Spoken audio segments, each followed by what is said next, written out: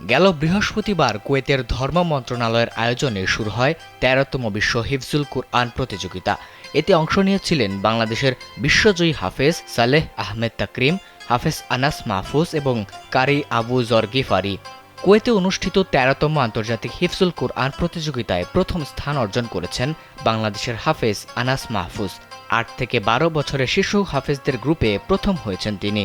এই প্রতিযোগিতায় কেরাত গ্রুপে তৃতীয় স্থান অর্জন করেছেন বাংলাদেশের আরেক উদীয়মান কারি আবু জর গিফারি। জানা গেছে, বিশ্বের ৭৪টি দেশের প্রতিযোগীদের সঙ্গে লড়াই করে এই গৌরব অর্জন করেছেন তারা। মঙ্গলবার স্থানীয় সময় মাগরিবের পর ফলাফল ঘোষণা করা হয়।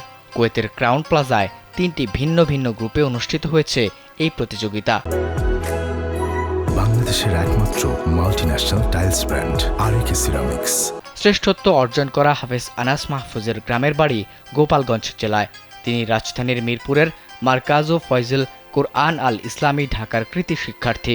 এর আগে তিনি জাতীয় হিফজুল কুরআন প্রতিযোগিতা ২০২৩ পিএইচপি কোরআনের আলোয় তৃতীয় স্থান অর্জন করেন।